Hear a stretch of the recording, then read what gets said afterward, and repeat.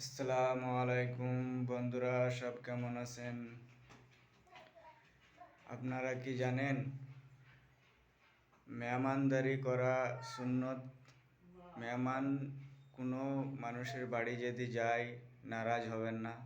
মেহমানরাকে ভালো করে খাওয়ানো দাওয়ানো করবেন।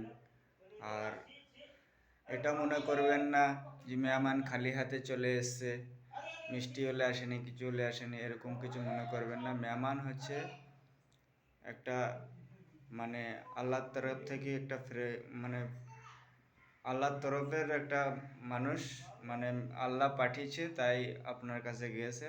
আপনার ঘরেই মেহমানের রিজিক ছিল, সেই জন্য গিয়েছে, এরকম ভাববেন। মেহমান আল্লাহর তরফ থেকে যায়।